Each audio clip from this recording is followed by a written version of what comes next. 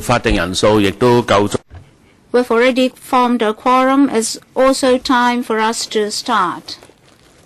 So let us start this meeting of the Bills Committee on Promotion of Recycling and Proper Disposal, Electrical Equipment and Electronic Equipment Amendment Bill 2015. This is our second meeting. Item 1 on the agenda, confirmation of the meeting held on the 9th of April, is paper 805. Up to this moment, the Secretariat has not received any proposal for amendment. So, members, do you agree that we should have the minutes confirmed? No objection. All right, so the minutes are confirmed. Now it's time for us to meet the deputations and the government. So please invite the representatives of the deputations and the government to come in.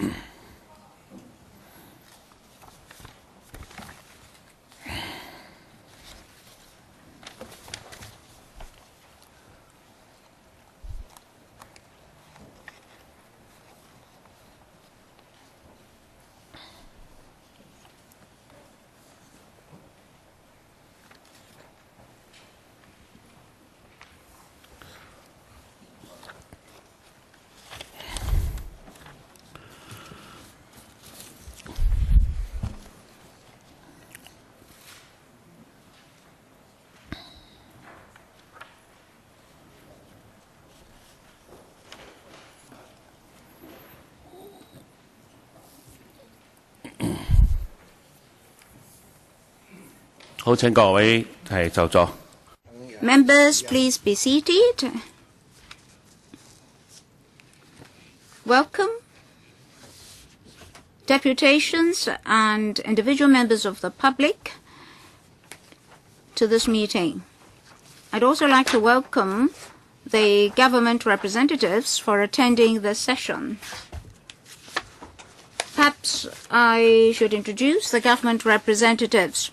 Deputy Director of Environmental Protection, Mr. Howard Chan, their Assistant Director, Mr. Samson Lai, the Senior Environmental Protection Officer, Mr. Lawrence Chung, the Deputy Law Draftsman from the Department of Justice, Mr. Gilbert Mo, and the Government Counsel from the DOJ also, Ms. Cindy Chuck. Today we have 24 deputations and individuals who have signed up for this meeting. There's one individual member of the public who has submitted comments to us. I'd like to remind you that if necessary, you can use your earpiece. Channel 0 is floor, Channel 1 is Cantonese, Channel 2 is English, and Channel 3 is Putonghua. Deputations and individual members of the public, your speaking time is 4 minutes per person. I'd also like to remind you that the verbal and written comments will not be protected by the Electoral Powers and Privileges Ordinance. I'd like to draw your attention to the rule that when you are attending any meeting in the electoral complex or in any public gallery, you have to observe the security measures. A notice has already been included in the information kit sent to you and tabled. And those who are attending in the public gallery, you can also obtain the rules from the security colleagues. And for deputations and individuals attending, if you've got any speaking notes, please write down your name on it and pass it to our staff members when you leave for our reference. Now, I'd like to follow the order in inviting you to speak. First of all, Hong Kong Baptist University, Dr. Shan-shan. 4 minutes, please. Good morning. Thank you, Mr. Chairman. Thank you for according me this opportunity to speak here. In the main, I support the bill. In particular, levy is a must. I understand that for the 4 electrical appliances, particularly the washing machine, the recovery value is very low. So if there's no levy, it's not viable. But then in the consultation document, nothing is mentioned about the importer and the manufacturer who want to pass the levy to the consumers. Should this be separately listed out? Take, for example, plastic bags. The 50 cents of levy has to be separately reported. But then in the bill and from government documents, I don't see this. Consumers should have the right to know so that when they buy a new product, in order that the product can be recycled, what price they have to pay. And then for disposal, in Hong Kong, electronic waste dumping should be legislated upon. As for the amendments proposed in the papers, apparently I don't see anything about the following. That is, in future, if any consumer wants to dump any of the products under the bill, which piece of legislation tells the consumer what cannot be dumped? As for Cap 3, 4, 5 and its amendments, they're all about designated facilities like landfills and refuse transfer stations. In refuse transfer stations, it's specified that such products shouldn't be dumped there. But what if they're dumped? What's the penalty? From the bill and the relevant papers, apparently I don't see any penalty. So laws have to be clear. Penalty must be made known to the public. That's the legal spirit. And then I'd like to ask a question. You mentioned that in future the levy will be full cost. What does that mean? Does it cover government's administrative cost or the contractors' collection cost, recycling and recovery cost? So much for the time being. Next, Professor Chan K. from Service Mount Technology Limited. I represent the Electronic Association, and this scheme has been launched for quite many years. After so many years of hard work, eventually the government starts to legislate. But the bill is too complicated. Many of its contents are unrealistic. For example, after buying a product, what should be done? What about parallel goods? What about goods bought in overseas jurisdictions? Well, the bill should be as simple as possible. When compared with overseas schemes, Hong Kong scheme is very beneficial because if a levy is collected from the importer, if we start this year, all imported electrical appliances will be covered. But not many such appliances are dumped. I don't know whether you have a fund in your hand. I think there must be a huge surplus. If you are to spend a great deal of manpower to investigate into whether or not an item is parallel goods or bought from overseas jurisdictions, it's very complicated. So right from the start of this law, whether it's electrical appliances or whether there's a levy, they must be recycled. Because for the time being, all household appliances are not subject to a levy. Take, for example, household computers or household electrical appliances. You don't need to pay a levy, but what if you buy one from an overseas jurisdiction? You have to pay. The simpler it is, the higher the efficiency. In overseas jurisdictions, the recycling recycling rate will take 8 to 10 years. As the lady said, in Japan or Germany, at first, people did not have that mentality. If for the first year you have 20%, it's already very successful. Well, even after 10 or 12 years, around 20% of the public won't listen to you. They'll dump their appliances. You can't monitor them round the clock. So most electronic waste can be disposed of and handled, particularly the toxic ones. For metals and plastics, even if something is to happen, they won't be toxic. But for the toxic items, if you can't handle them, it's very troublesome. And then for the recycling contractor, there would be an operation period of 10 years.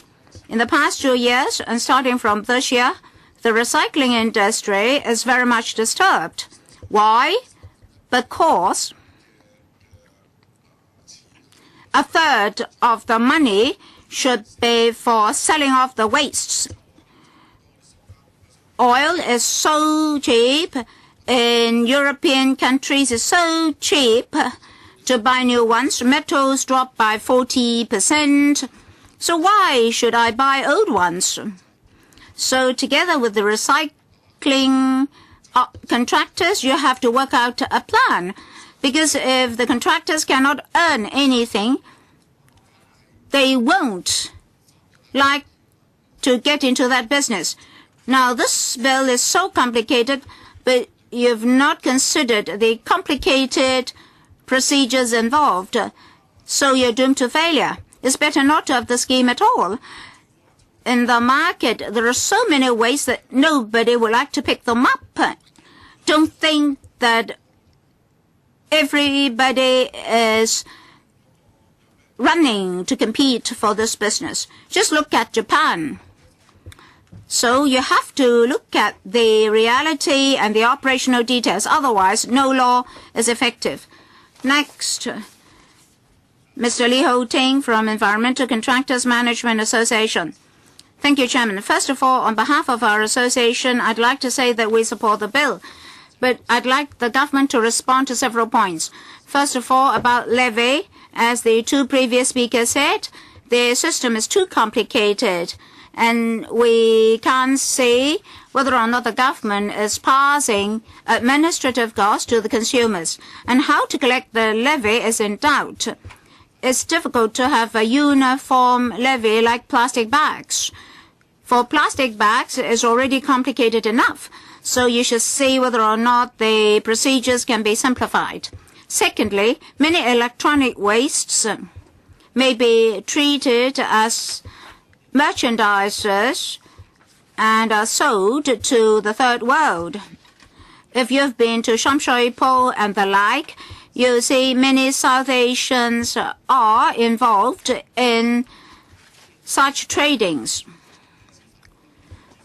Well, is an item an electronic waste or a used commodity? If it is not a piece of waste, if it is a commodity to be traded to South Asian jurisdictions, can they evade the regulation of the law? Number 3, about penalty. Many large housing estates now have electronic waste collection centers. If you don't use them, if you don't dump such waste at a designated point, in the middle of the night, if you dump them on the street, it's very difficult to catch you. Well, of course, if refuse collection points don't charge a fee, people will dump such waste there. In future, those who don't want to bear the fee may dump such items on the streets. For example, in the middle of the night, a refrigerator may be dumped on the street. Next, we have Mr. Lau, Edwin Lau from Friends of the Earth. Thank you. On behalf of the Friends of the Earth, we support the government's proposal to regulate the disposal of waste, electronic and electrical equipment. 80% of these products are exported and 100% are dumped at landfills, and that is a large quantity and it's a major issue, and the government must enact legislation to regulate that as soon as possible. Waste electronic and electrical equipments are different from waste papers or containers for beverages because they contain heavy metals and toxic materials. And different WEEE contain different types of toxins such as mercury, lead, and cadmium.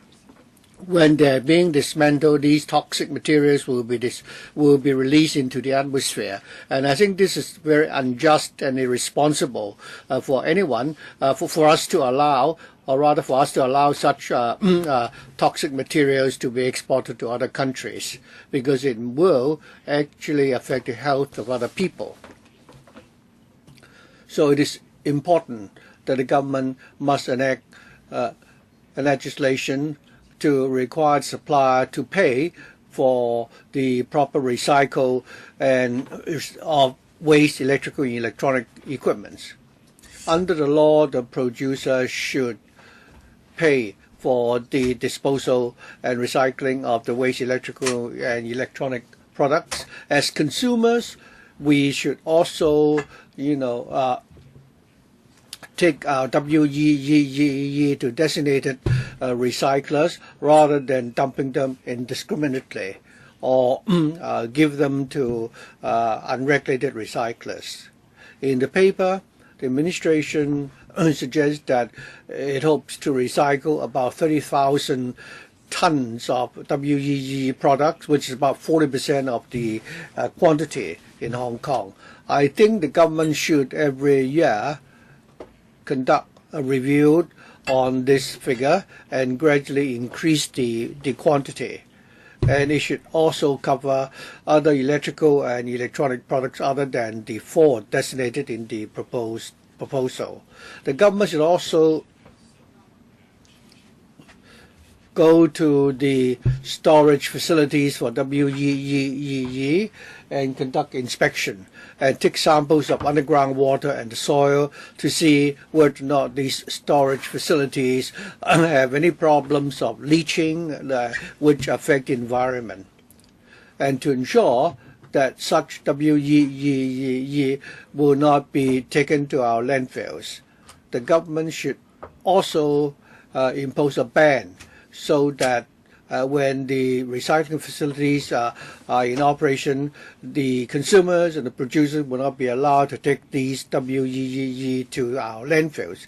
We should also tighten the regulation in respect of import and export so that there won't be any illegal import and export of electrical products. We hope that the recyclers will make proper use of the recycling facilities for WEEE in future so that we can become good corporate citizens and not pollute the environment. Next, we have Mr. Peter Siu from the Liberal Party. Thank you. I think the people of Hong Kong actually produce the largest quantity of waste when compared with people in other jurisdictions. Every year we produce about 70,000 tons of WEEE. In the past, we would sell them to other markets, or the Liberal Party has all along been suggesting that for these waste products we should tackle them at source, and that we should really have a good plan for the recycling of such materials. In recently, there's tighter and tighter control on the trading of these waste products. And with the advance of technology, the demand for these WEEE products are declining. So it is right time for us to enact this piece of legislation. For electrical and electronic products, if we go by the user pay principle, when a consumer buys the product, he will need to pay a levy.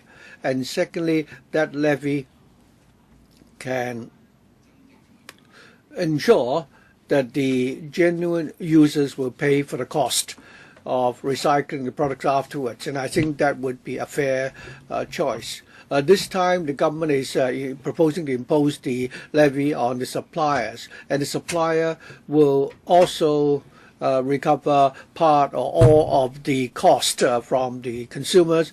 And this is a very simple and straightforward proposal which we support. Of course, regarding the level of the levy, we hope that you will talk to the trade and ensure that the fee will not be too high.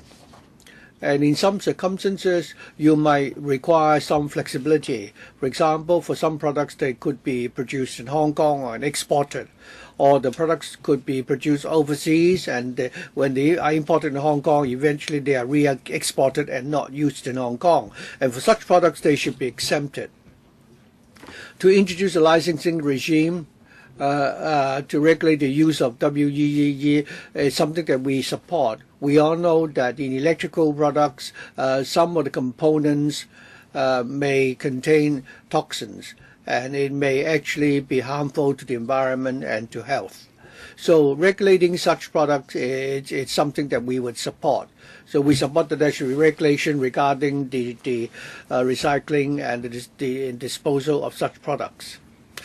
One speaker pointed out that the recycling industry is operating under very difficult environment. For recyclers with a plant which is less than 1,000 square feet in size, if they only dismantle components which are not toxic, then for these recyclers they should be exempted. Otherwise, many of them will go out of business. Finally, I understand that the industry and the Bureau have talked to the government about one proposal that is that only suggests that only designated recyclers should be asked to do it. And overall, the Liberal Party support this proposal. Next, we have Mr. Lee Chi Leung from the Hong Kong Waste Management Association. For the amendment, because looking at the fast-growing electrical and electronic equipment problems, we should properly address and deal with, considering the rising trends and the shortening life cycles of these equipment in Hong Kong. We want to support the compulsory take-back system and the control of waste, electrical and electronic equipment export. These are the successful factors to encourage local recycling. The take-back system should be of extensive coverage through the retailing network and other applicable channels involved in importing and consuming equipment within Hong Kong. Despite we are well aware of the fact that conventional practices of the trade, second-hand equipment and being exported to other countries for resale and recycling. We believe the government should legislate to prohibit these export activities, and more stringent enforcement actions should be needed. Our association supports the licensing approach to proper and environmentally sound treatment and recycling facilities for we. However, these facilities, no matter it is government funded, privately invested, or NGO operated, should be properly monitored and regulated for the collection, processing, treatment activities, and export of resulting raw materials. There should be a reasonable mechanism to review and define the acceptable quality of recyclable materials that are fit for export and reuse.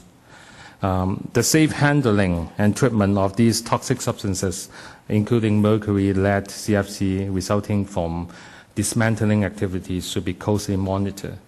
In coping with changing environment, changing manufacturing technologies of these electrical equipment and the toxic substances resulting from the weed, our government should keep abreast of the latest trend and overseas experience, with the rationale to minimize and avoid secondary pollution, to facilitate the setup of local treatment facilities, and even the controlled re-export of toxic substances for ultimate treatment. Last but not least, e-waste generation is very much dependent on consumer behavior. We urge the government to strengthen the public's education to encourage a reduction in frequency of replacement and increase in the reuse of electrical and electronic equipment when they are still functional. A proper platform should be set up to inform and update the public on the present recycling situation. part of the recycling fund collected from the consumption should be allocated for this education purpose. Whenever possible, consumers in Hong Kong should be made aware of the monetary, social, and environmental costs of disposing we in Hong Kong. Thank you. 好 ，thank you。跟住下一位係恒進有限公司仲雪林先生。主席Next, we have Mr. Felix Chung from EcoSage Limited. Chairman, our company welcomed the proposed legislation because the industry will be able to develop in a healthy manner. We also have some proposals regarding rehabilitation. We all know that there has always been a market for second-hand electrical and electronic products. We are a recycler. We also do. In future, we will also apply for a recycler's license, but the details are yet to be known. We note that Article 43 said that the collectors, once they receive these WEEE, we have to send them to the recyclers. A violation will result in a fine. Our company collect and treat such recyclable waste. In future, if we were to become a collector as well, the materials that we collect will have to hand it over to the recycler. And if we don't get a license, we will be very much affected. We hope the government will provide for a mechanism for us to send the WEE products to the refurbishers so that we can strengthen or lengthen rather the life of these products. Next, we have Mr. Brian Chang from the Consumer Council. Good morning. The Consumer Council is very happy to be here today to express our views on the bill. We support the polluter pay principle, and also we support the recycling of electrical and electronic products. The government, in order to deal with these WEEE, have has set up a mechanism for the producer pay principle, and the regulating mechanism has been put in place. For the regulated suppliers to require them to pay a recycler fee is reasonable. The Consumer Council believes that the present 5 categories of WEEE, which are subject to regulation, should be expanded to cover other electrical and electronic products, especially those telecommunication products or AV products which are frequently replaced. According to a report by the United Nations University, it was estimated that in 2014, the WEEE produced last year, small household appliances like microwave ovens and electric kettles made up the biggest proportion of the electronic waste. We agree that consumers do not have to pay a fee for them to have their old electrical equipments to be recycled. But we believe that the consumer should know that they have the right to retain these old electric equipments. Old electric equipments may not need to be recycled, yet they could be repaired and used for a longer period. So consumers can decide how they should deal with these old electrical equipments. Eventually they might have to pay a fee. We know that in future the newly regulated we will have a recycling label on them. We estimate that some consumers may be confused. Some products don't have a label, others have. What about the second-hand products? They may not bear a label. Then they may not know that whether or not such products can be recycled and reused. So we should step up publicity to let the consumers know more about the scheme. That is, products will be recycled free of charge. and whether or not there are other avenues for recycling and reuse. In our opinion, to attain recycling, many stakeholders have their roles and responsibilities. You should conduct broad publicity to teach consumers how to properly handle such products. And then in society, we should encourage them to continue to reduce waste and properly handle weeds. Thank you. Next, Apple Incorporated from the USA, Mr. Yu Yang. We support this legislative and program, but only one concern about the recycle label delivery process. Because it is difficult to deliver every label to every reseller. Maybe the best practice is combine the label to user menu or website or packaging. That's all. Thank you very much. Okay, thank you. 跟住下一位係香港電器及電子設備會。Next, Mr. Jackie Chung from Hong Kong We Recycling Association. Thank you, Mr. Chairman. Good morning. I represent the Hong Kong We Recycling Association. In fact, starting from 2008, we've already got a computer recycling program with the government. This has been running for 6 to 7 years. Under that program, we've accumulated quite some experience. And the ERS did refer to our program and our experience. In the past, when we collected the products, if they're good, the contractor would select them and gave them to some organizations, like charitable organizations, like Contractors, for recycling and reuse. And for others, the parts might be taken out and sold. And according to our experience, revenue collected from these parts sold were enough to cover costs. So the levy this time does not need to be very high, because even for ourselves, we can finance ourselves. So if the levy by the government is very high, there must be something wrong. And then in terms of transportation cost, I think we should play a mutually complementary role to reduce such costs.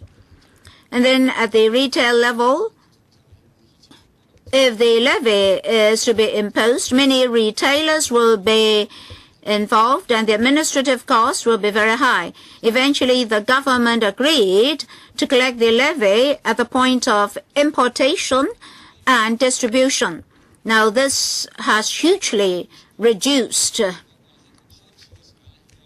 costs.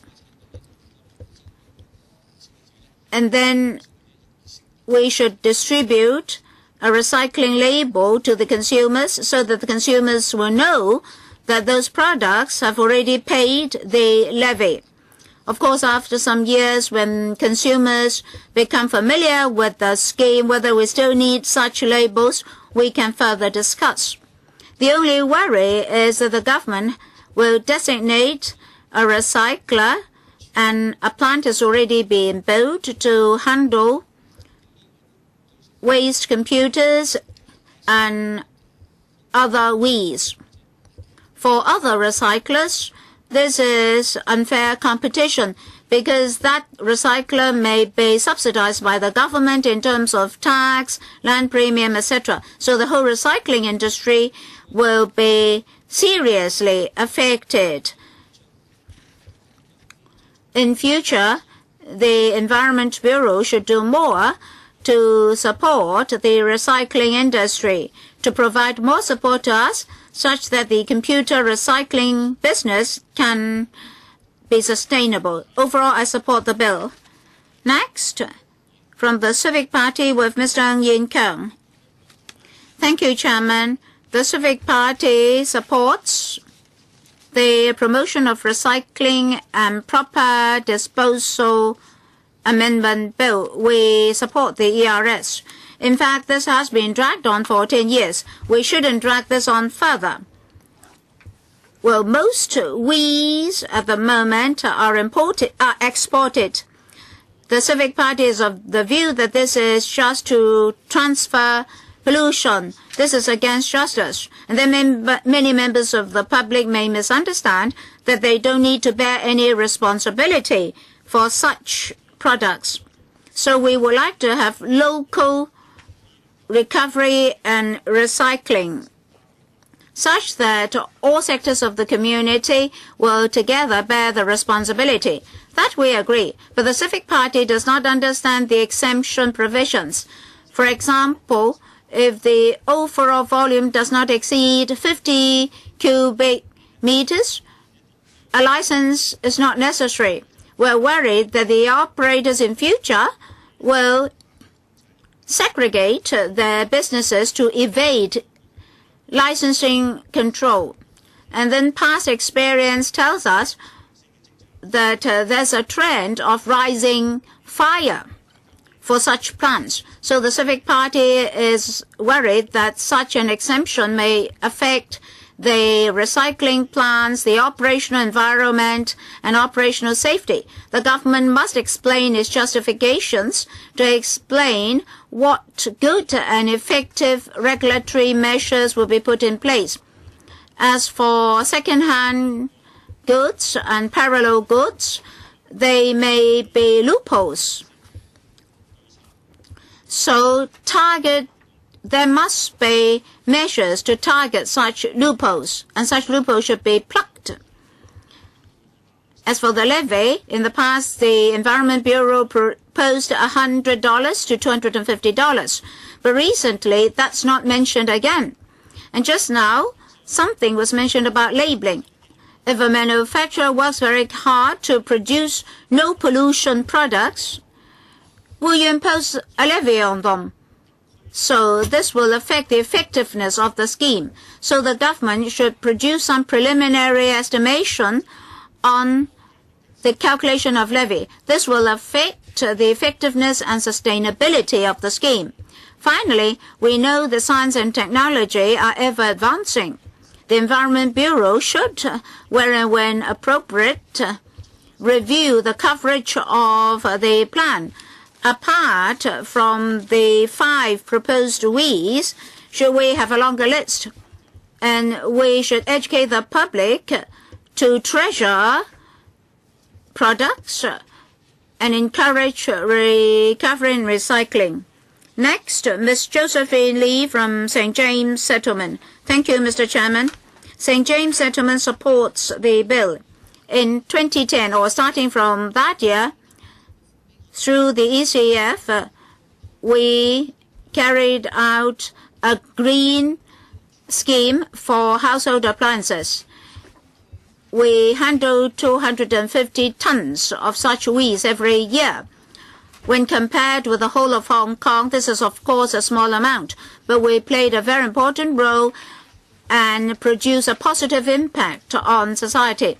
We have inspection, repair, and dismantling of products. After repairing every year, 60 tons of such products could be reused, around 25%.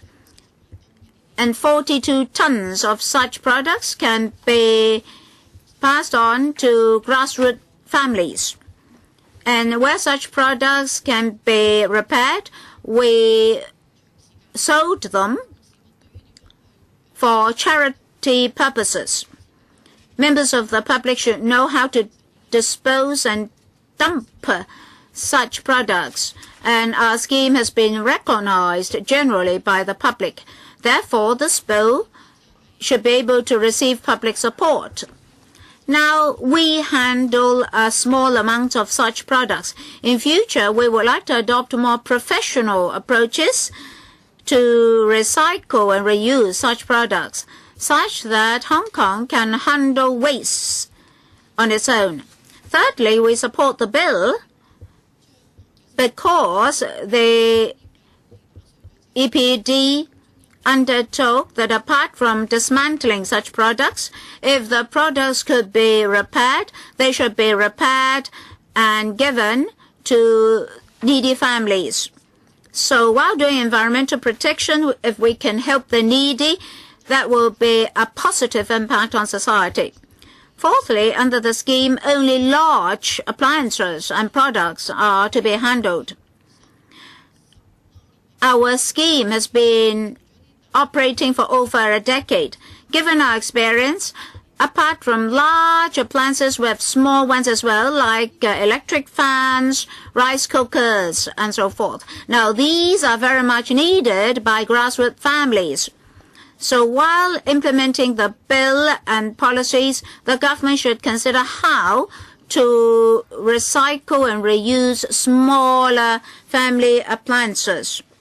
Next, Hong Kong and Kowloon Electrical Appliances Merchants Association Limited, Mr. David Mong. Thank you, Chairman.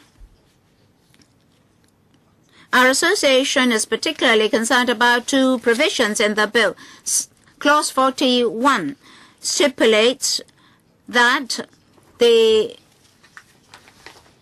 sellers, the vendors, save with a permission from the director,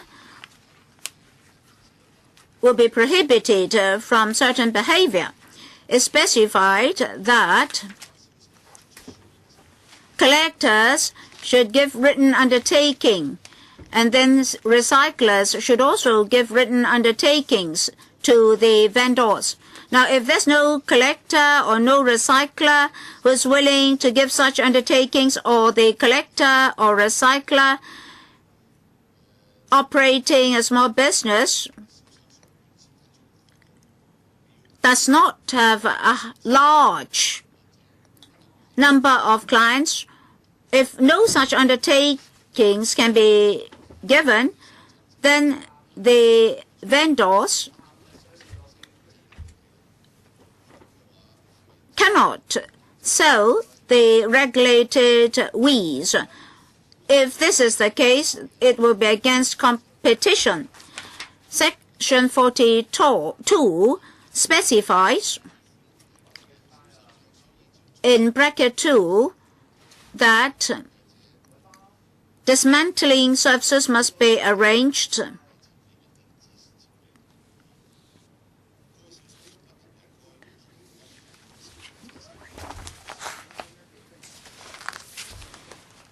that is, if the consumer requests for removal, etc., there will be particular provisions.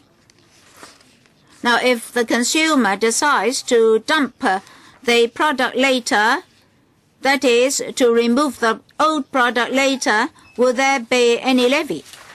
And if only a small product is purchased and a bigger product is to be removed, say if he purchases a 24-inch TV, but an 80-inch TV is to be removed, so who should bear the responsibility?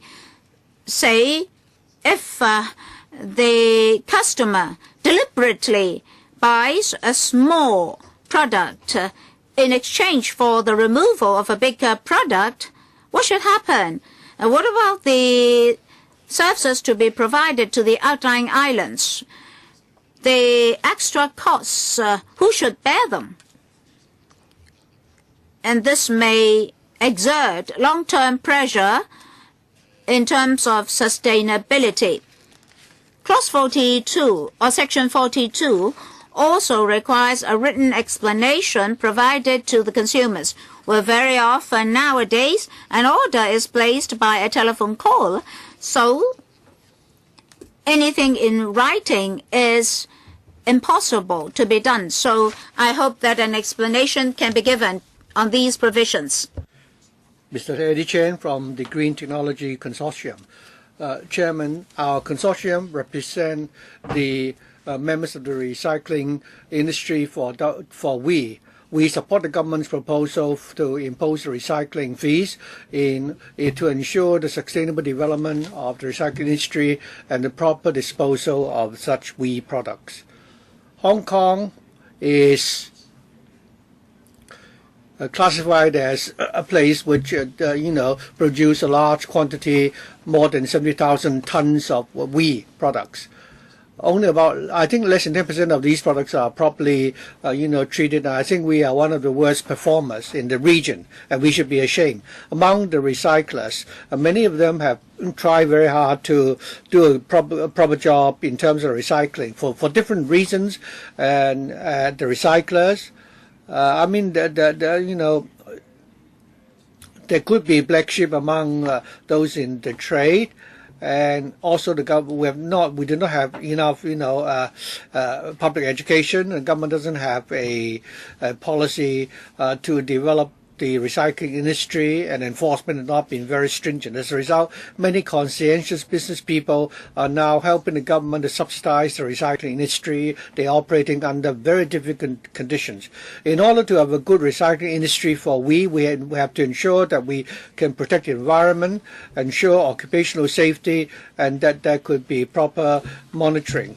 As a result, in order to comply in order to ensure that the we recyclers can recover the costs, the costs obviously are higher than the illegal operators. So long as we have a policy and proper public education, with level playing ground, the recyclers for we can actually develop in a sustainable manner. Many speakers are worried that the recycling industry simply cannot make ends meet. I don't think we need to worry. I think it's a viable business. We're even able to make a profit.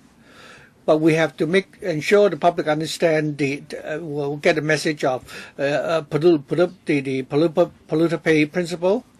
And I don't think just because the recyclers have not, done the job properly, that we should provide them with a subsidy.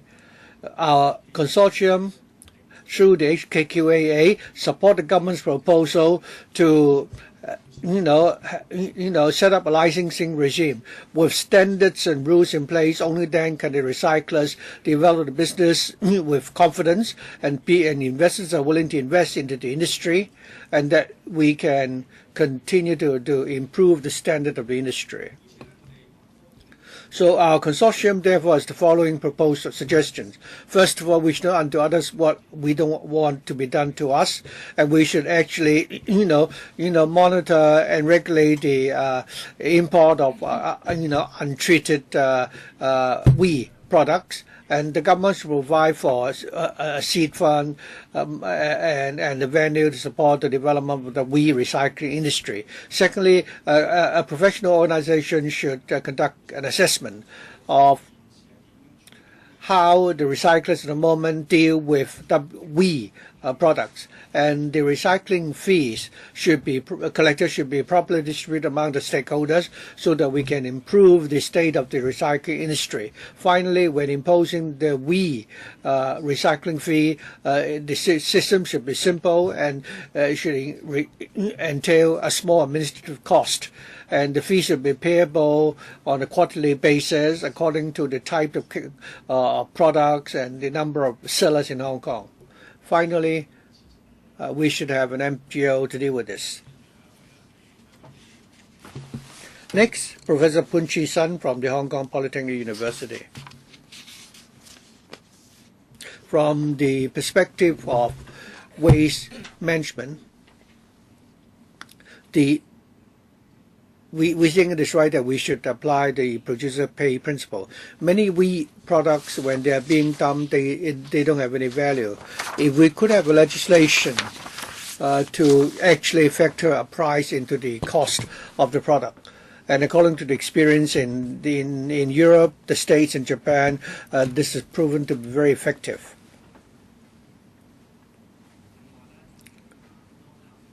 Also, on the question of coverage, right now you're proposing to regulate the 4 electrical products and computers. And for small household appliances and cell phones, I think in future, when the ordinance it's running smoothly, the government should consider expanding the coverage of the legislation to other electrical products, because such other products also contain a lot of toxic materials.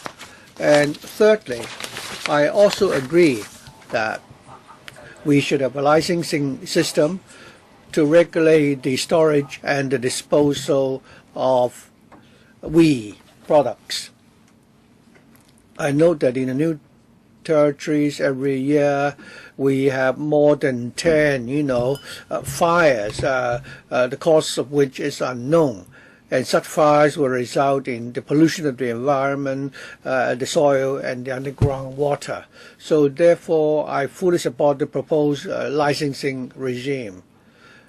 However, under the proposal of the bill, there is an exemption, and I'm worried that when the government, draft the ordinance, it may not propose, it should not provide for a, full-scale exemption, but instead impose some sort of control.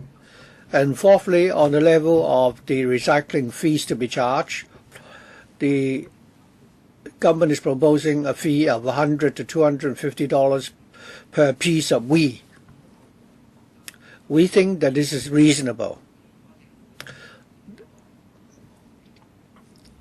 The government should adopt the full cost recovery principle, because we're talking about the producer pay principle.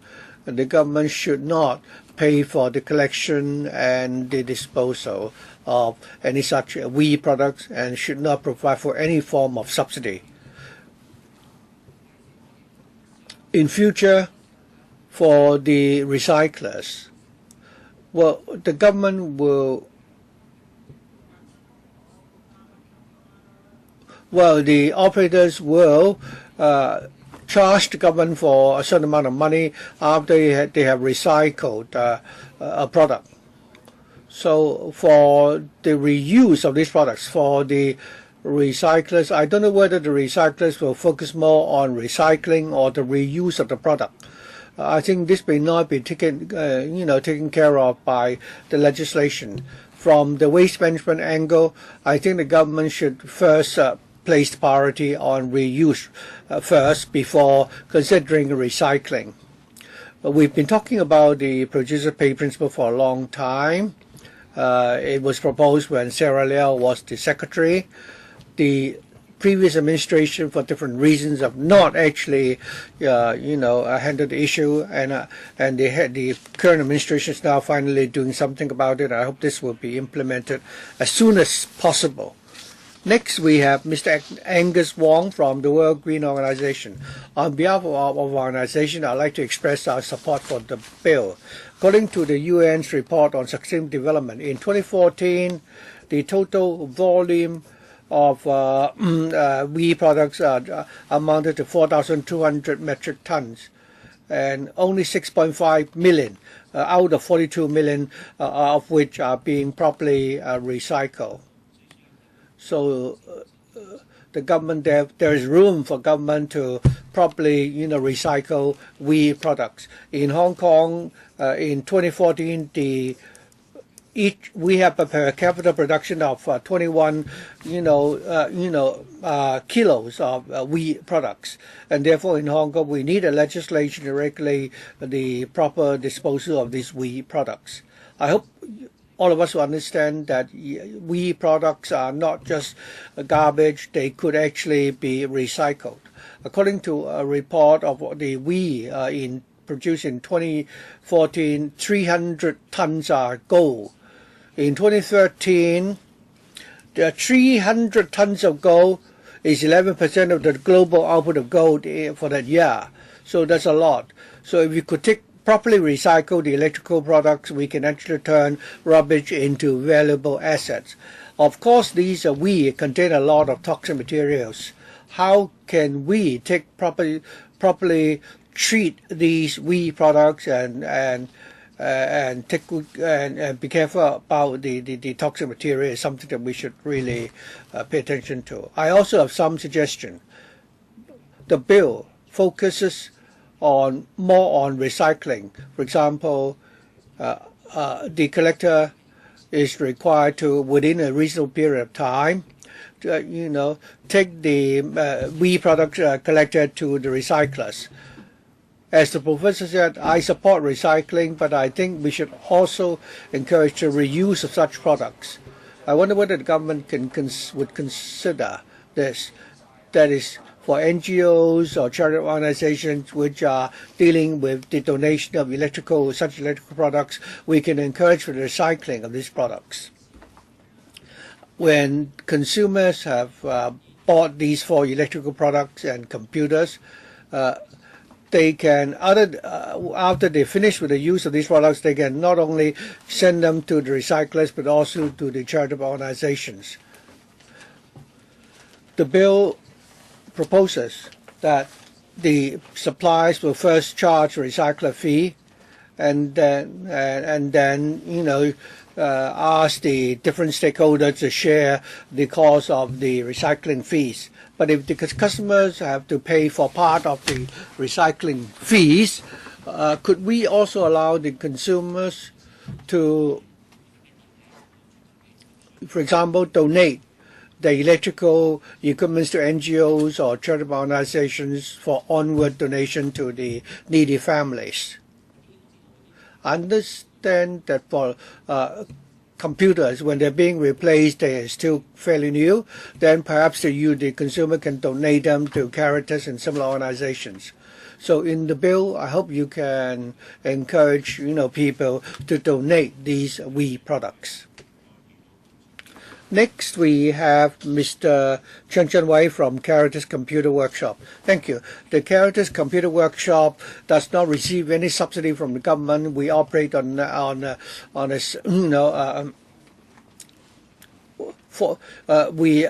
40% of our staff are people who suffer from chronic diseases. Since 2001, we've been engaged in the recycling of computer products, and also we offer computer repair service for low-income households. In 2014, we received 90,000 computer products, 50,000 of which are CPUs. According to a rough estimate, there are about 10% of discarded computer products which are actually being recycled and processed by our own workshops. During the past year, about 5,000 low-income households have benefited from what we do. According to experience, we support the amendment to the ordinance. For some of the recyclers, such amendments will add to their cost of compliance. But this is actually will have a positive effect on the long-term development of the industry. Regarding the product eco-responsibility bill, we have certain reservations, and we'll have 5 questions for the bill committee to consider. First of all, the regulation only regulates 4 electrical products and computers. Small household appliances are not subject to regulation. But then why are you not proposing to regulate cell phones and computers and not microwave ovens and water heaters? We understand that the computer recycling industry are different from the recycling industry for we. Computers are normally smaller than we. We hope that we can, attach importance to these electrical products. We still have some reserve value. We hope that the consumers will take the computers to our collection center. So the way our workshop operates can actually take care of 10% of the computer products.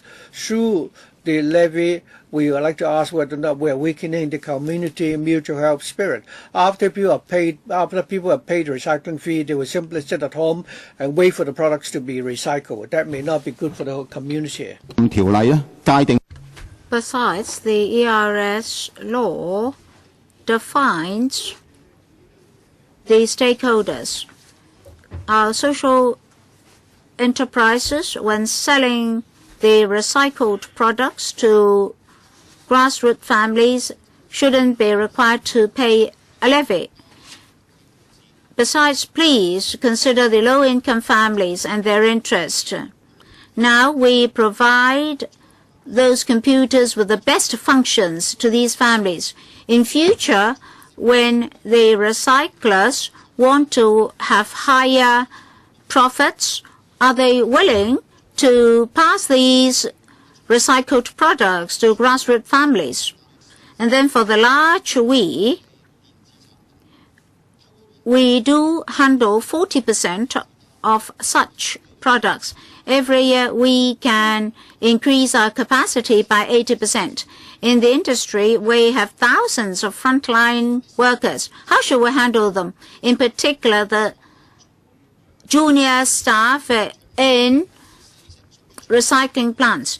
For Caritas, 40% of our staff members are the chronically ill or disabled who live in Eastern District. They can't cope with the large plants. Next, Mr. Thomas Tam from Hong Kong Waste Disposal Industry Association. Thank you, Chairman. Good morning, members and officials. I represent the Hong Kong Waste Disposal Industry Association. Our association supports the bill, except that for the waste product transporters, they are very worried about falling into the legal trap. For the first 4 products to be regulated, we should be able to handle them under Cap 345. But then for the computer products like desktops, laptops and tablets, if they are dumped into garbage bins, we won't be able to detect them. So what about Cap 603? Because in future, Cap 354 will spell out the code of practice, guidelines, as well as the responsibility system. So we're worried that unknowingly we may fall into the legal net, so to speak. So would you please review the provision on computers? At the moment, we handle such products to Caritas or other recyclers. So we are worried that if such computer products are dumped into garbage bins, unknowingly we may fall into the legal net. So consider 603 and 354. Next, we have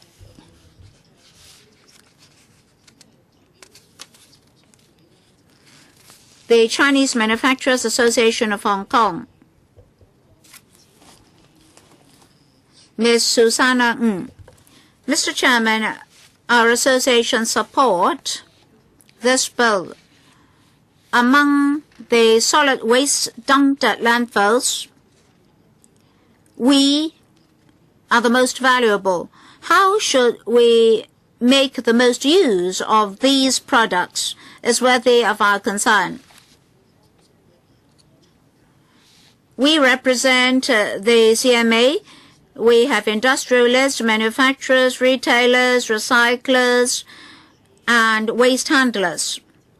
As for the manufacturers of we as well as suppliers, they need to pay extra under the bill. They have to do more. For example, there will be annual audit reports. But then throughout the bill, we don't see any incentive for these suppliers and manufacturers such that they'll be willing to shoulder these extra responsibilities. So officials, I hope that you can consider the manufacturers and suppliers. Any special incentives to encourage them to take on these extra responsibilities. For example, special labels. You should let these manufacturers feel that they are doing more for society. Manufacturers and recyclers don't want our environmental protection systems to lag behind neighboring jurisdictions. But if you can offer incentives, it would be better. Just now, many speakers mentioned one point.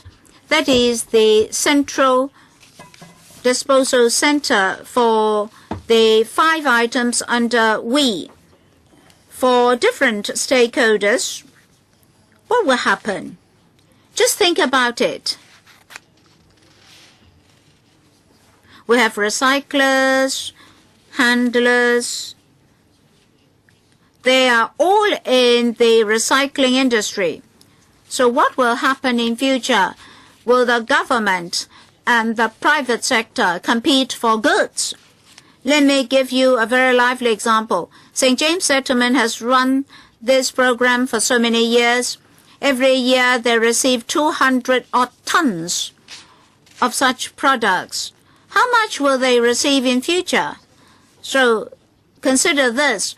I want to see synergy between the government and the private sector, not competition. Taiwan is a good example. They have 9 recycling plants. None under the government. So please, Bureau, consider this. Next, Mr. Sam Hui from the Chamber of Hong Kong Computer Industry. Thank you, Chairman. Thank you, members. I represent the Chamber of Hong Kong Computer Industry. Manufacturers and suppliers of electronic products form our chamber. Well, we want to make good use of resources, so overall speaking, we support the bill. For most old appliances, they're sold to the mainland and other jurisdictions. Now, this bill proposes to handle such products locally. This direction is correct, and the levy system is also reasonable. For the 5 items specified under the bill, this legal system has the merit of uniformity in handling such products, but we're concerned about the levy. The calculation method for the 4 items, the 4 regulated electrical equipment. Computer products carry a great deal of valuable metals. Say 20,000 computers will generate 1 kilogram of pure gold and 1.5 kilograms of pure silver. So if computer products are so valuable, should the recycling levy be lower? And then science and technology are ever advancing. Many we consumers are young persons. These young consumers, young clients, should have a higher awareness of environmental protection. I believe they will support the bill. We also support the proposal of imposing the levy on the importers. That is to reduce the administrative cost of small retailers. Next, Hewlett-Packard Company, Mr. Ernest Wong. Thank you, Chairman. In principle, we support the bill, but there are 2 operational details on which we would like to elaborate. Thus, on labeling and levy. In actual operations, our sales avenues can be very complicated. Our own retail outlets, different retailers, online sales, and through our manufacturers. That is, we have different manufacturing bases like the mainland and Southeast Asian jurisdictions. They can directly deliver the products to our customers. So if very complicated procedures of reporting are put in place, the administrative cost will be very high. So we suggest that from the importer, there should be self-declaration forms that can reduce a great deal of administrative procedures. And then in our industry, we have our own recycling system. For HP, we have a PPP system.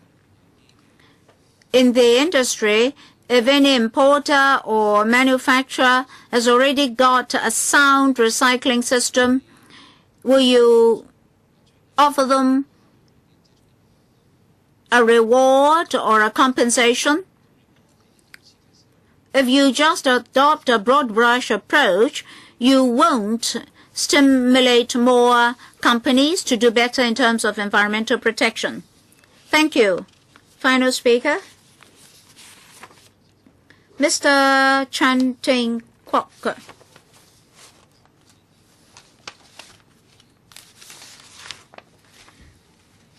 Our association represents the biggest importers, and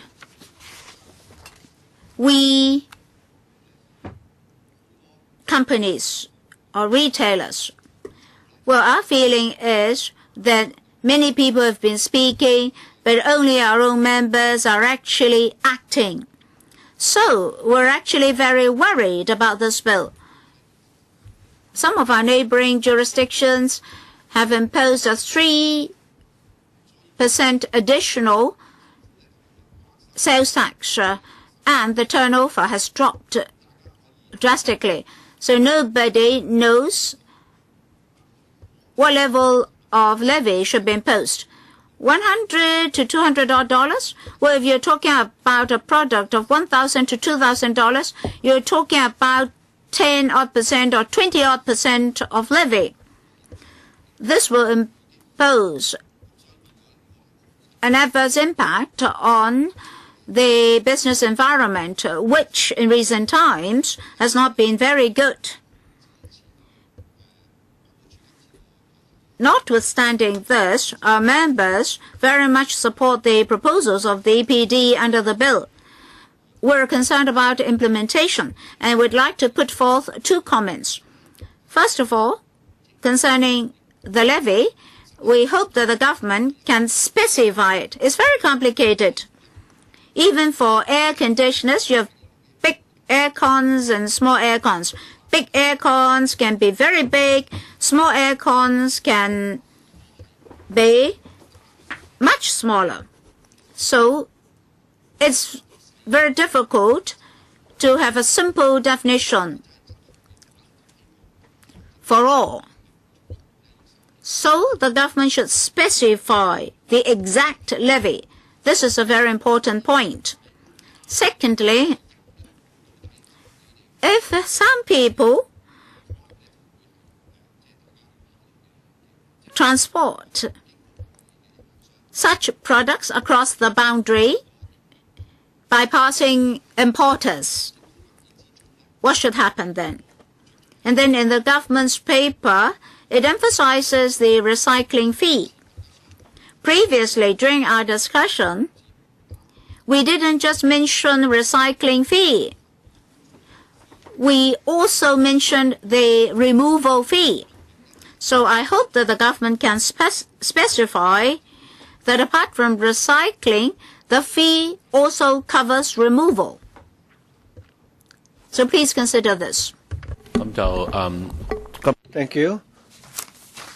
Altogether, all the deputations and individuals present have already finished with the submissions. So thank you very much.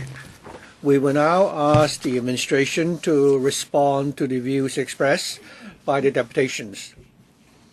We will also like to ask the administration to give us a written,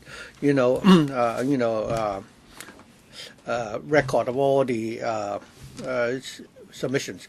First of all, I'd like to thank the deputations for making the comments on our present proposals.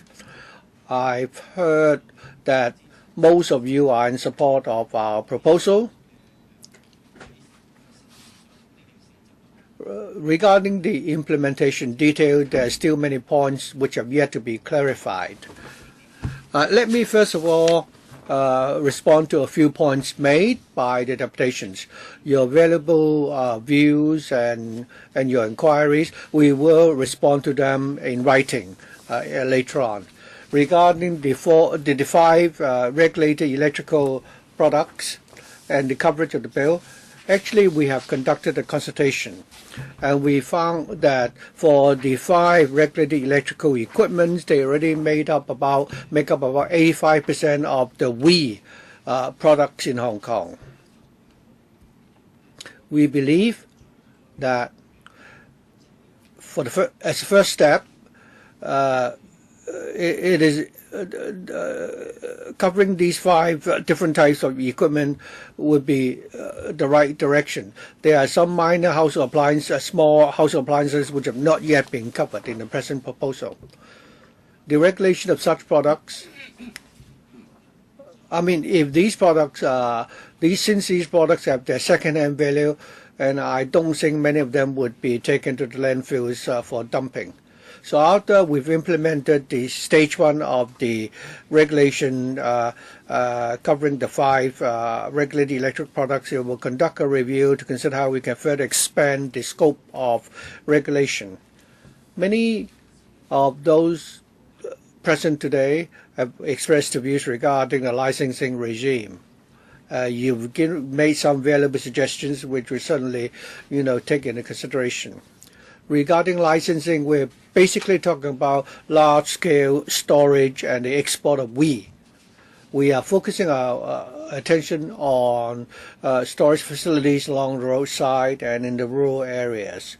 So far, there are no regulations in this regard, other than and because of that, we believe it is necessary for these large storage facilities to be subject to regulation.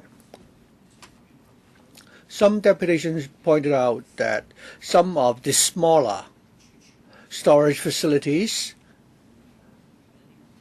or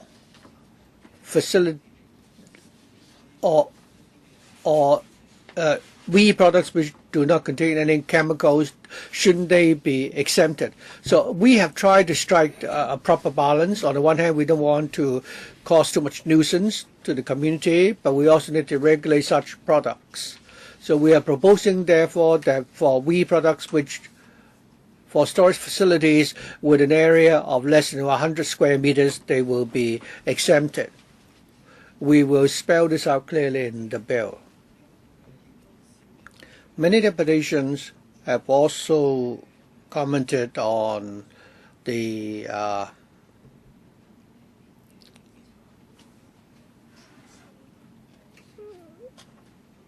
we facilities. Well, in the bill, we've not covered the we facility.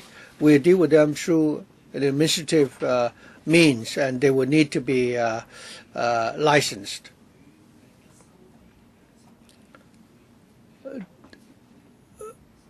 And we will charge them a fee based on the cost.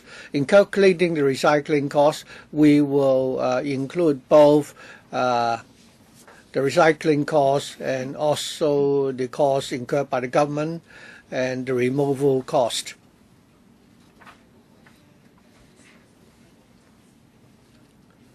We're still working on the level for the recycling fee. But I could also suggest for your reference that in the constitution document we have provided for a target. After making reference of overseas experience, we found that the small household appliances is about $100, large electrical appliances $200, and it's cheaper for computers. For such levels, we at the moment, what we propose that the fees we will charge will not be higher than what we suggested in the consultation document. But the exact level of the fees will be decided by way of a subsidiary legislation to be approved by LegCo, so that you will have a better understanding of how we calculate the recycling fees. We will adopt a simple approach. There will not be a fee for different categories of we products. Instead, we will, consider the cost, incur in the cost of recycling, and then there will be a fee for small and large we products. Some of the deputations today have indicated that they would like a clear list of the fees to be charged. There is such a requirement in the bill, and in future after the supplier has supplied the goods to the retailers and when the retailers sell the products to consumers. On the invoice, the retailer will stipulate how much recycling fees have been charged or removal fees have been charged in respect of this particular product. It will be clearly listed in the invoice. And the fee charge would include the removal charge. Some deputations pointed out that, or asked the question, that is, how do we deal with the removal charge if we do not find a suitable person to do it? If there is a proper removal service in place, we accept that. The supplier, the retailer only provide us with the details. If there are some suppliers and retailers who cannot find proper recyclers or removal service providers, then the operator of the WE facility will have the responsibility to provide the removal service. Any retailers or suppliers who are interested can approach the WE facility for such removal services. With such removal services, does it mean that the consumer must, hand the WE products to recyclers? That may not be the case. Either recycling fee has been paid, and he also provides for a removal service. But if the consumer believes that the product could be repaired and then donated to others, then he can still give the WE product to organizations which specialize in the donation of WE products. According to our estimate, for products such as computers, it tends to have a higher second-hand value. We believe that there's a smaller possibility for them to be passed on to the WE facility for recycling.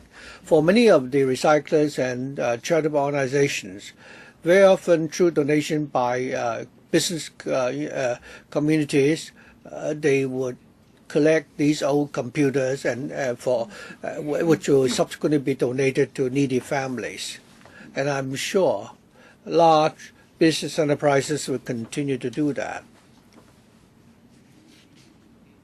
Regarding these charitable organizations, we of course will continue to give them our support. We also provide them with capital support, and we will continue to support these organizations going forward. Many deputations have also told us that other than the present bill, the government also needs to give support to the WE recycling industry for the WE products, and that is our direction as well.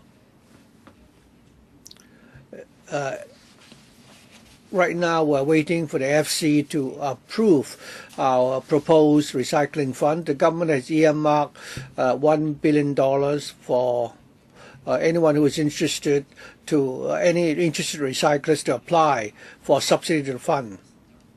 So in the course of collecting WE products and in the course of recycling these products and in terms of training, if the recyclers want to apply for funds to support the development of the industry, and once the recycling fund is being approved by the FC, your applications to the fund will be welcome.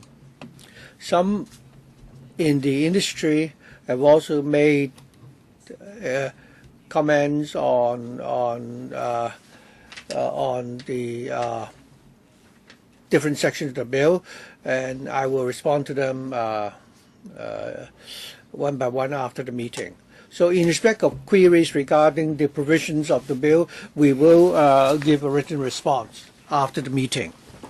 Permanent Secretary, some deputations just now also have suggested, made reference to the WE facility, although they can, pass the products to other recyclers, but for the large business enterprises and NGOs, they can continue to operate.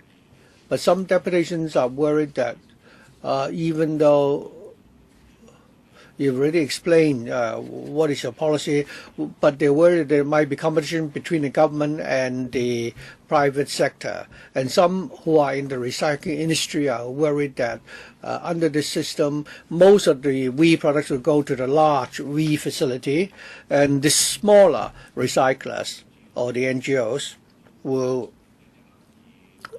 find it difficult to continue with the operations.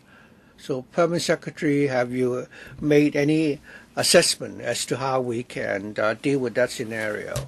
Chairman, according to overseas experience, for such large WE facility, they will not compete with the private sector. We understand that many privately operated recyclers, they would tend to focus on the recycling of large batches of WE products and computers.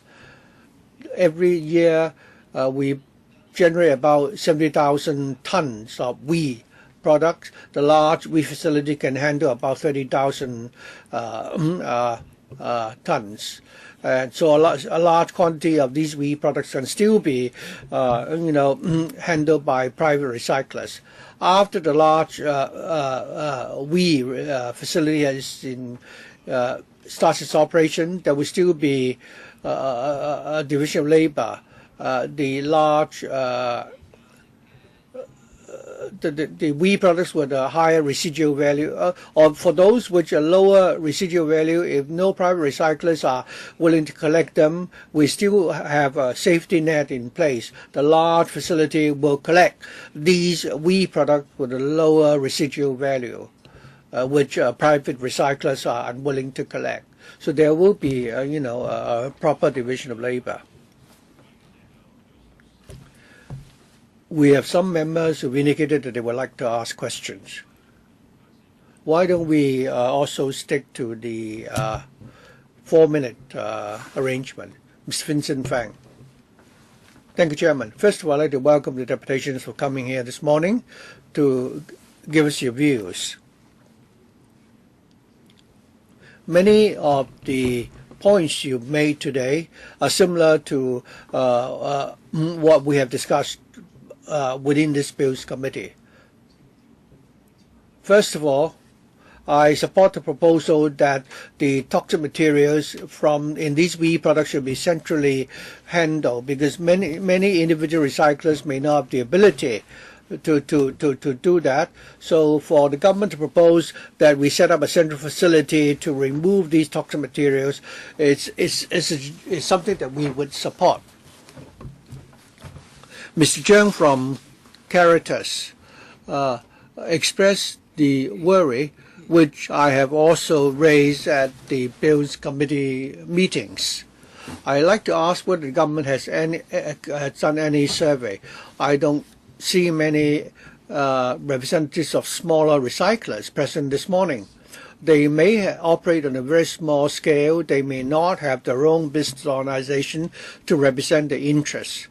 So does the government have any survey as to how many people how many small recyclers are now in the industry? Mr. Chung told us that in the workshop they have 33 staff. So are there other recycling workshops with a size similar to Mr. Chung's? How many of them will be affected? At the Bills Committee, I've raised this point many times. Regarding the regulated electrical equipment, I have reservations about that, because for household electrical appliances, I fully support that they should be recycled. But for the recycling of computers, many private recyclers are willing to collect, waste computer products. Mr. Chung's organization will repair the computers which they have collected and give them to needy families. So for household appliances, such as dehumidifiers, they are very common. Will the large, WE facility collect such materials? I've asked this question many times already. Mr. Chanting also said that levy was the biggest concern of the business sector. To him, dozens of dollars may mean 10-odd% or 20-odd% of the price of the commodity. Can the government undertake that the levy will not exceed 5% of the commodity price? And that's for recycling. And then, Deputy Director, you said that in future on the invoice, the removal levy will be specified. And then on the bill, the installation price will also be spelled out. Well, if the big we facility says that it can collect the old item, that is, at a removal levy, then can you provide the service?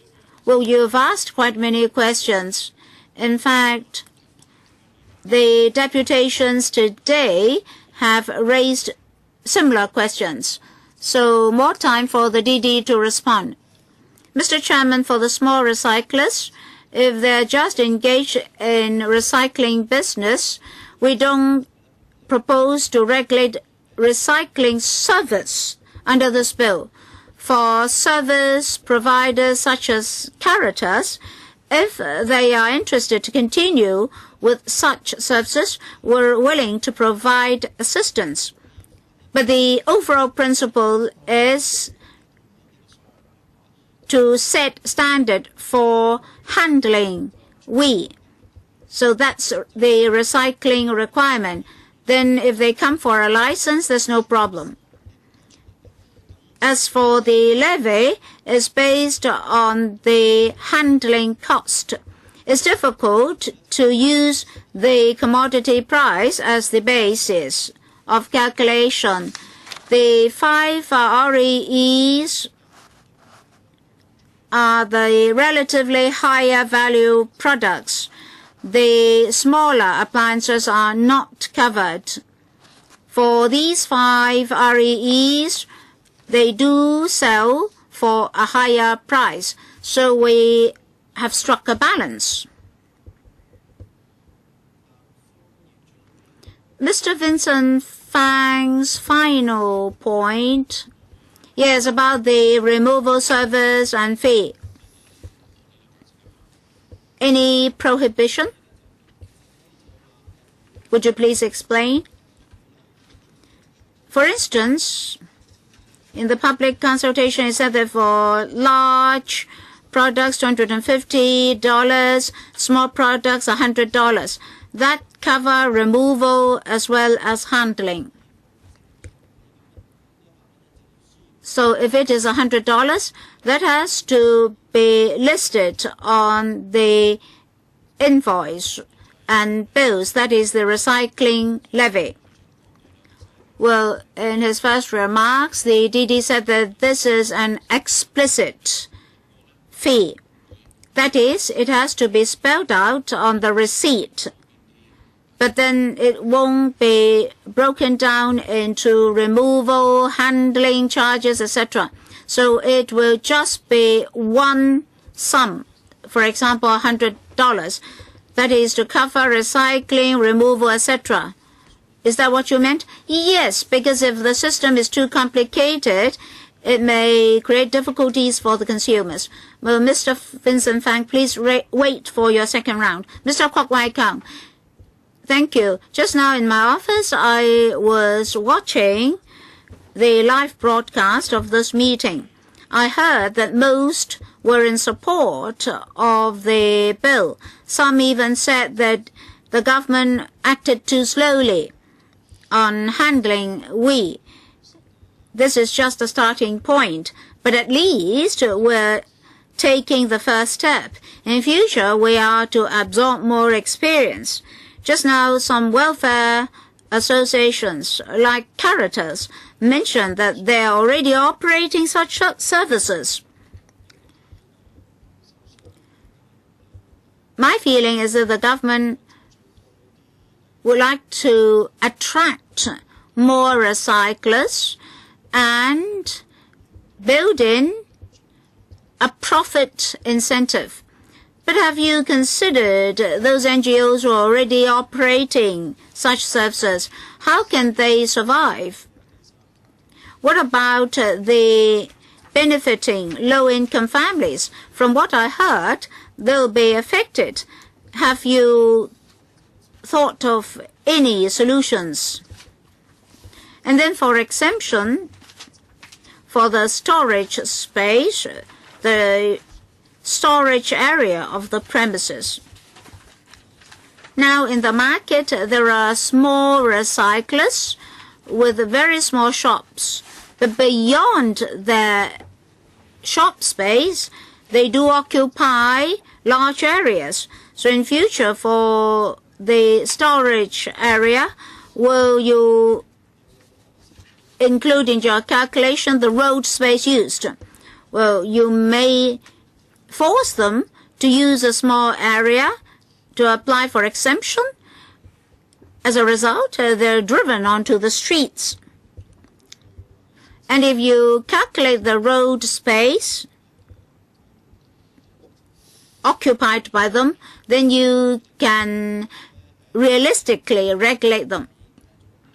Didi, for the NGOs running recycling services, will support them in terms of land, capital, and so forth.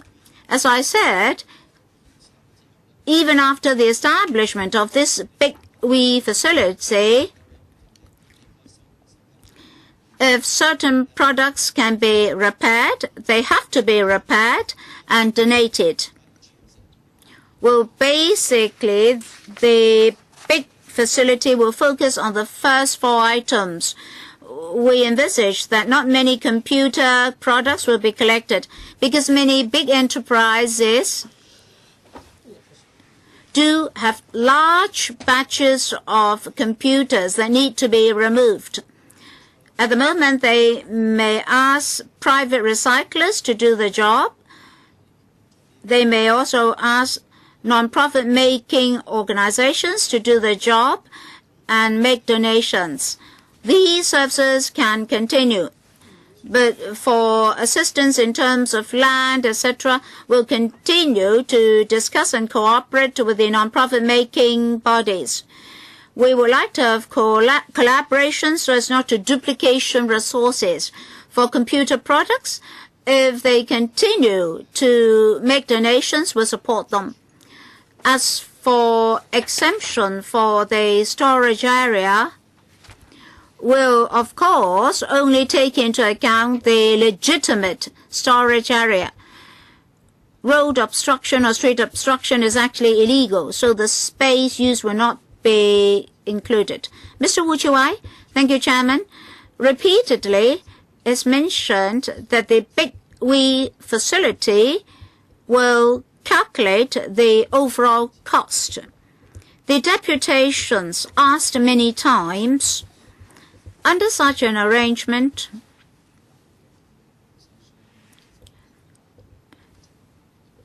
there will be huge competition pressure on the existing recyclers in the market. I'd like to ask these questions. Now, for calculation, this Big We facility will handle 30,000 metric tons. The government said that the remaining can be handled by the private recyclers, so there won't be competition. However, your method of calculation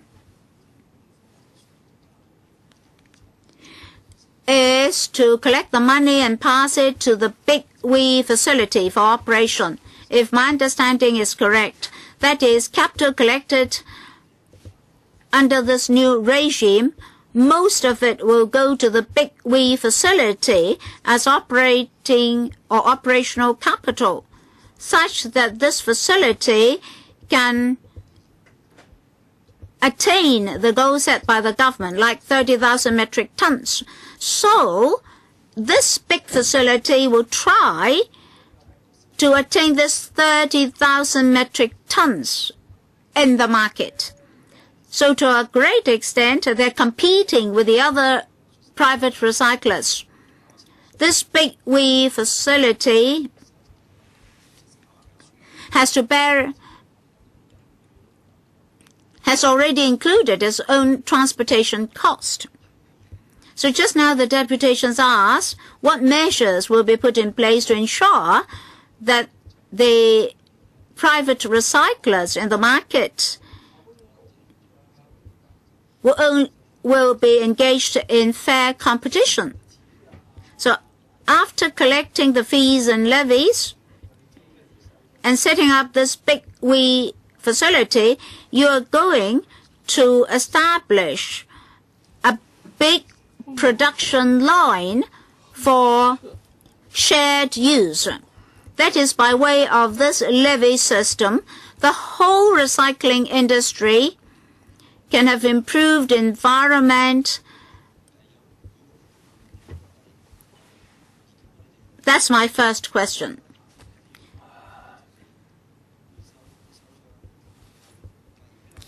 All right, we have the recyclers. Just now the deputations asked about refurbishment, reinstatement and reuse. Will such businesses be the target of your licensing regime, and will they also receive support from the government? Didi? Well, this bill has nothing to do with the big we facility. The bill will regulate all the working procedures.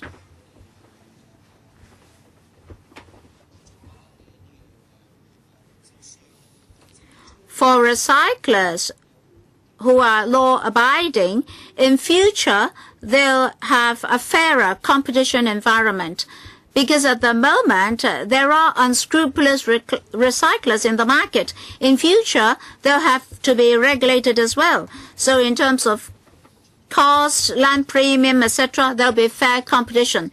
As for this big we facility, it's just like a safety net. It's just like underwriting. In the market, there are high-value electronic products like computers and air conditioners. I don't think they will fall into the hands of the big we facility. It's just like the tricolor garbage bins, valuable metals, paper, etc., cannot be collected by our recyclers. So in future, the high-value products will be collected by the private recyclers.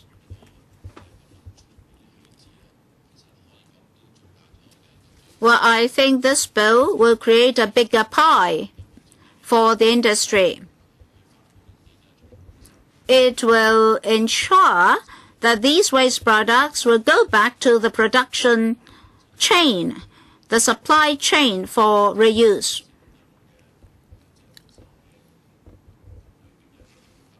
As the DD said, this bill has nothing to do with the big we facility, but strategically, unavoidably, we have to consider this big we facility.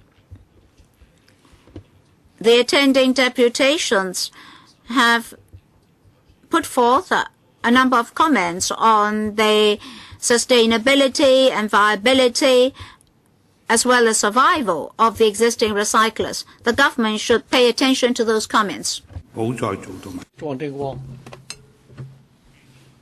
I have several questions. At the Bills Committee, I think we've asked the same question before. First of all, we support environmental protection and that we need to enact a piece of legislation to do this. But how can this legislation ensure that we can really have, enforcement? If the bill, the ordinance cannot be enforced, what is the purpose of enforcing the bill? So I think we need to consider the actual operation of the industry. We must have we must consult the trade thoroughly. We shouldn't actually, simply come up with these proposals, without consulting those in the industry. Secondly, I think the Bureau must bear in mind that we should ensure that the recyclers can continue the operation for electrical equipments which have so-called surplus or value or remaining value. For those who don't have any remaining value, they will be treated like, garbage and taken to landfills. So those in the recycling industry, I think we have to ensure that the products are properly recycled. Otherwise, we would not be able to really protect the environment. Thirdly, the Bureau must bear in mind that the recycling industry is already operating under very difficult conditions. And if our proposal make it even more difficult for the industry to operate, then I don't think this will be beneficial to the whole society. We must be able to benefit both the community and the industry. If we harm the interests of the industry, it would not be conducive to environmental protection as well.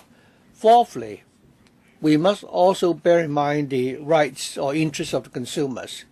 If the proposals cause any nuisance to the consumers and add to the cost, then how can we really achieve the objective of environmental protection?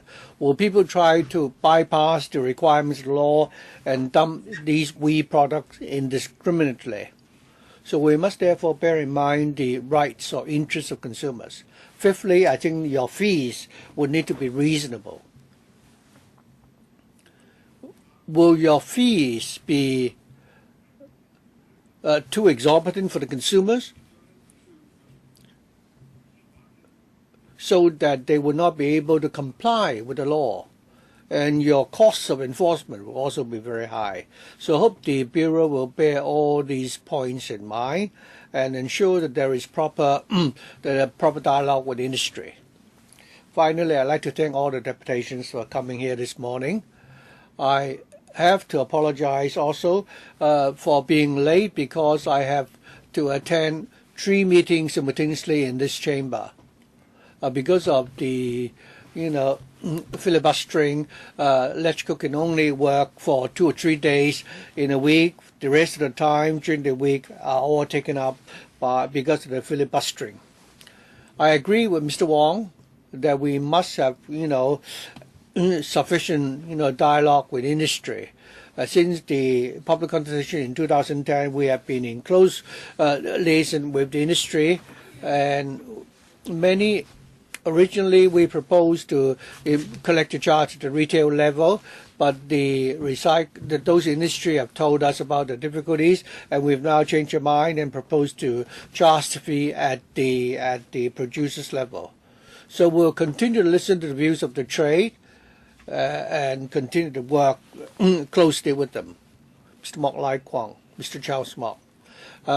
Thank you, Chairman. Again, I was attending another meeting just now, but I've been tuning into the discussion as well in this committee. I have some questions for the computer suppliers. Computer vendors here, because I heard from the presentation from Mr. Wong from HP that there are multiple channels of that people are ordering these computers and so on these days, and actually more and more. You and maybe also the gentleman from Apple, you got a lot of these orders from online. My first question is, how do you find it to be a difficulty, particularly in distinguishing whether these orders, because these are global platforms that you are running, I suppose. How do you distinguish? Is there any difficulty of distinguishing which are the ones that fall into the jurisdictions of this law, that they are ordered from Hong Kong or delivered in Hong Kong or whatever? whatever, does it present any particular difficulty for you in following, in complying to this law? And second is, I tried to listen to the presentation from Apple, the gentleman from Apple, but it was quite short, and I didn't quite catch what your real concerns are. I wonder if you can take a little bit of time also to tell us what your real concerns are. So I think the concern from the representative of Apple is more on the label. Right. 咁我諗而家就或者係蘋果公司或者維保公司兩位。So perhaps the representatives from Apple or Hewlett Packard can respond. Mr. Yu, would you like to start? I see the draft of the legislative. We need take the label from EPD. We don't understand how to deliver the label to every delivery, to every distributor, like a reseller. You know, we have a big Apple store in FC, but we have a lot of small distributor. And how we transfer the label to this reseller? 係，或者間秘書長可以解釋一下嗰個標籤嗰個問題，或者係。The Secretary can answer the question. Mr. Wong from Hewlett Packard, would you like to respond? Basically, the administrative work involved will be rather cumbersome because many of the orders are now made online. In our industry, we have an association called Information Technology Information Council. We've already sent in a submission to LegCo. We've also made a point that we are encountering challenges and difficulties regarding the question of labels. I hope the Bureau will consider the concerns of the trade. Permanent Secretary, both gentlemen are concerned about the question of labels. Perhaps Mr. Lai UK could answer that question. I think the arrangement in respect of the labels will be very lax. The bill requires the distributors, that is when we to comply with the requirements of the subsidiary legislation and provide for such labels. We've told the labels that labels will not need to be affixed to the products. When you distribute the product to consumers, after you've distributed the product to consumers, you can supply the label after a short period of time. So this will be handled very leniently. The details will certainly spell out when we, prepare the subsidiary legislation. Chairman, if I still have some time, I would like to ask Mr. Cheung one more question. You talk about unfair competition. You said you need more support. What sort of support can help ensure that you face a fair competition? Mr. Cheung. The Permanent Secretary already explained that you're going to launch a $1 billion EC fund, and through which we can apply for more, subsidy from the government. You've told us already that if the WE treatment and recycling facility will take up the major bulk of the WE products, then I think many of the small operators may actually not be able to survive because So how can we be able to help the industry and the community? We hope that we'll be given more room and more support. Well, perhaps Professor Chen would also like to respond. Well, I think the EPD has not done a good enough job. I've been involved in this for more than 10 years. You've now proposed this bill, but you've not explained to the industry how this will work operate in detail. We participated in the various proposals, the so-called big V facility. It's like a safety net, as the director said. The recycling industry in the private market, they only deal with about 10% of the WE products.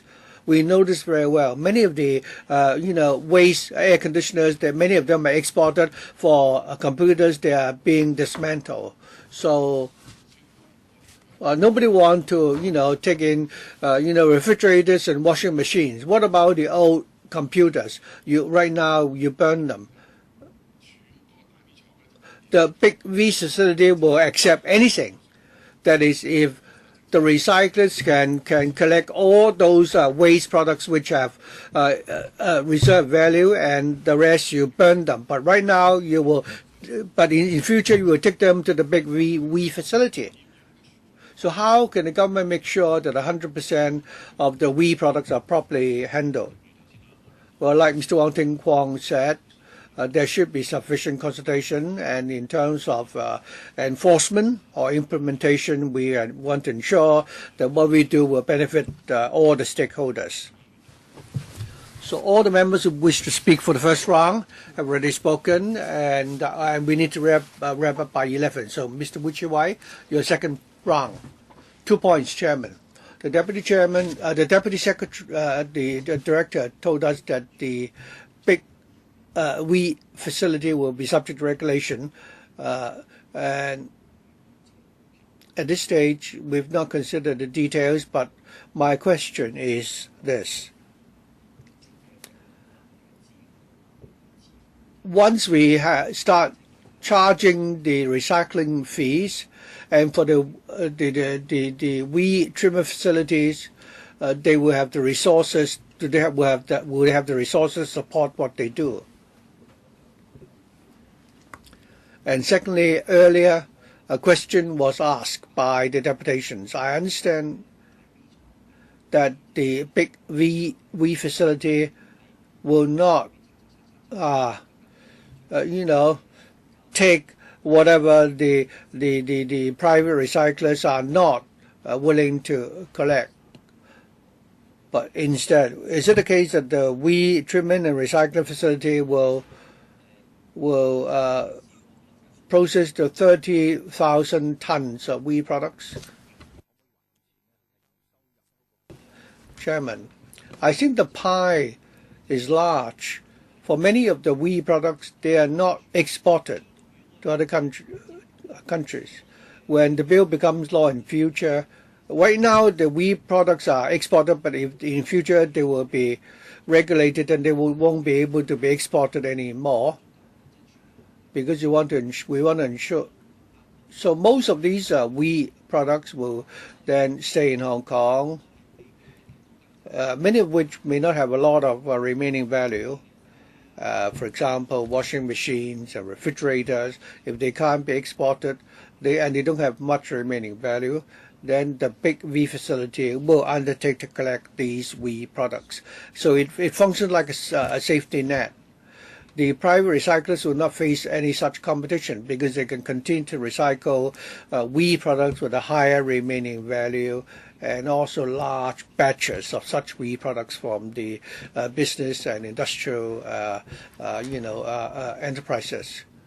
The recycling fee that we will charge will basically pay for the operation of the big we facility and the expenses to be incurred by the government. In other words, the levy will be used to pay for the operating costs of the big we facility.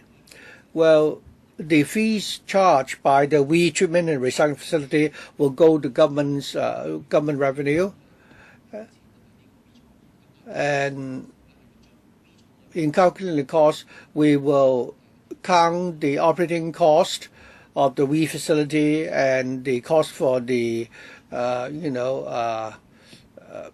recovering cost of recycling, but we also count the cost incurred by the government. We have a treatment facility for chemical waste, and it's able to actually deal with 100,000 tons, but recently it's been only handling about 10,000. So as the volume of waste products to be collected, I think that the volume will affect the fees received. In other words, if it is less than 30,000 tons, then the fees will have to go up. Well, the fees will depend on the contract. So it will be different from the chemical waste treatment facility. We will from time to time review the fees. We hope that the recycling fees will remain at a steady level. I think it's exactly 11 now. I'd like to thank all the deputations for coming here today to give us their views on this bill. Your inputs have been most useful. So you may now leave the chamber. Originally, we've arranged for a discussion with the government as well, so that'll be left to the next meeting, which will be held on the 2nd of June, a Tuesday at 2:30 p.m. So meeting adjourned. Once again, thank you very much.